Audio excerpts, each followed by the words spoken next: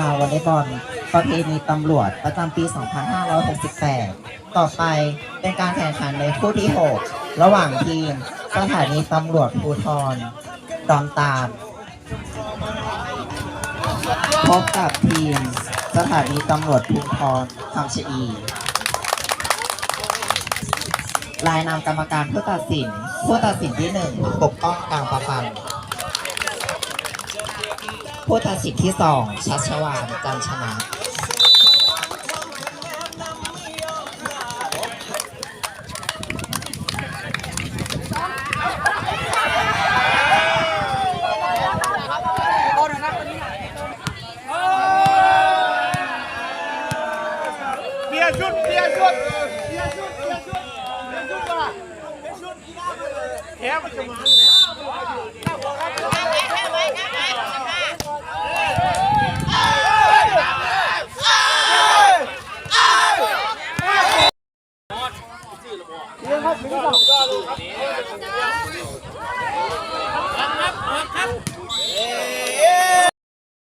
เสือธรรมดาไปข้ามบอตั้งหลักเลยสายครับสายไปแล้วหลังสายม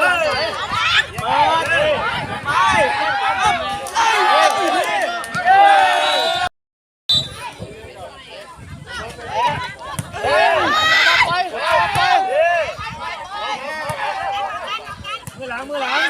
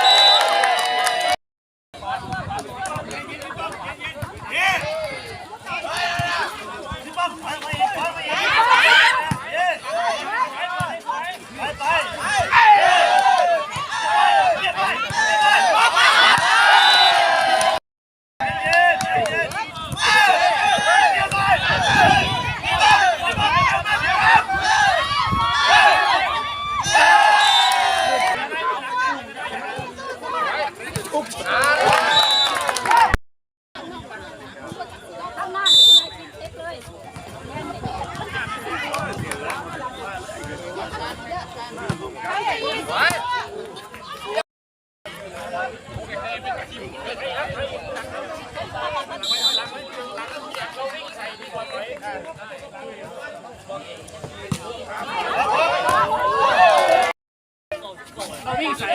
ง่ายกว่าถอยครับเอาคันเดินไปเนี่ยมันง่ายกว่าแล้วมันต้องมีแล้วเนาะ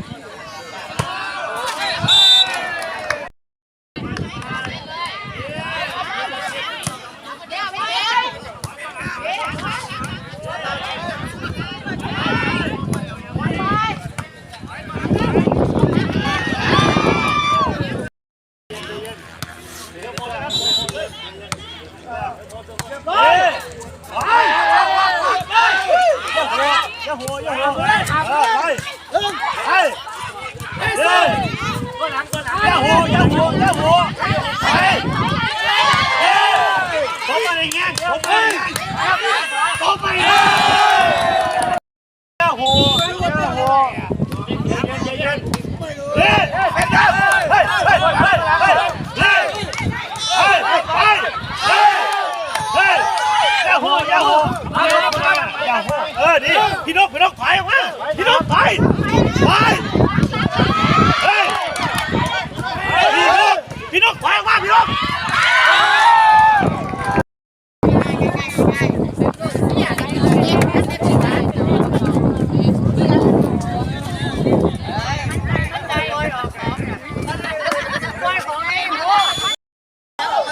ขุดมา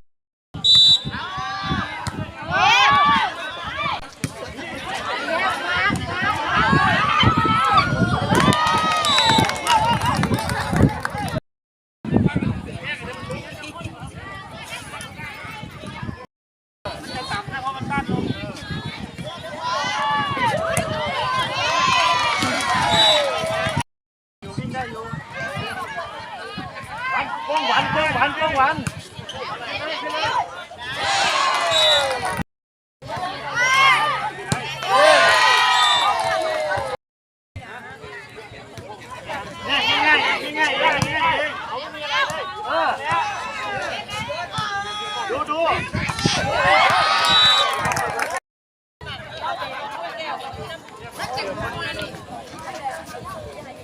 เขาไม่เสือโป่ง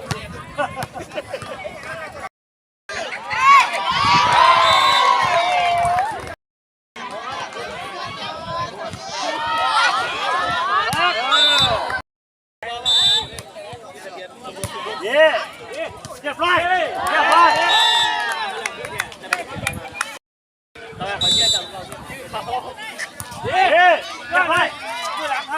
ถอยมาหน่อยไปนี่นั่นแหละเป็นแต้มครับ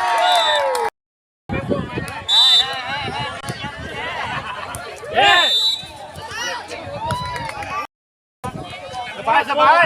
ไปเลยนายเบนโอเคเรียบร้อยที่ไหนกันแม่ครับเนี่ยเรียบร้อยให้เสียงครับให้เสียงทุกตอนให้หัวนั่น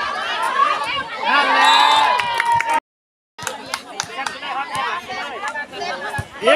เรียบร้อย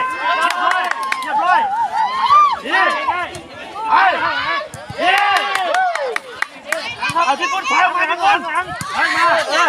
ไงที่บนเรียบร้อยนั่นไงโอเคไปเลยที่บนอย่าเข้าไปครับถอยเรียบร้อยเหรอที่บ้านน่ะไปอย่าห่วง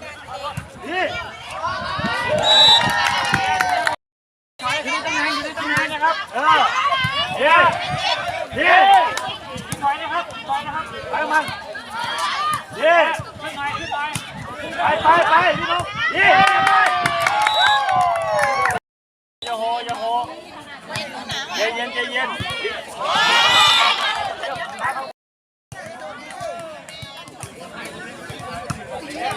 สบายไปมาอีกครั้งนี้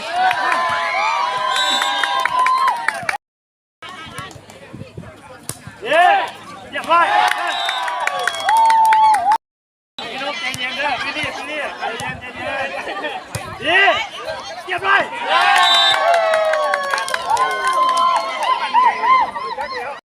หายใจกว้างหายใจลึกเสิร์ฟข้ามได้แต้มครับผมข้ามได้แต้มยอดแล้วเย็นเด้อสบายนี่ไปเชื่อกันรักษาตำแหน่งไปนั่นแหล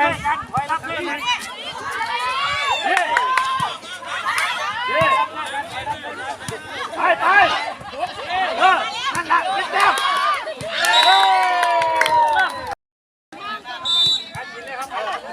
เรียบร้อยมาแล้ว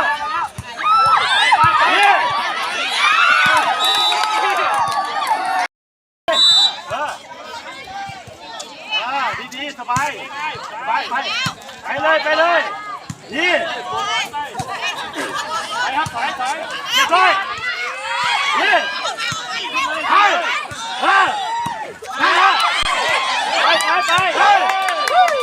ปครับถอยเรียบร้อย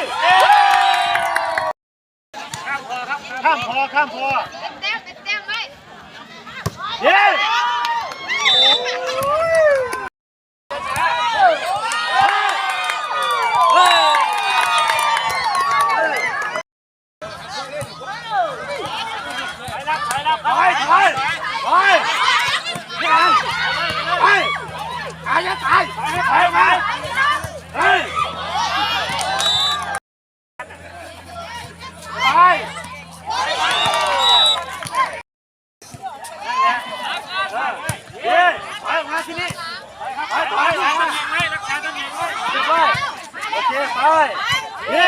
นั่นแหละเรียบร้อยถอยรักษาตำแหน่งไว้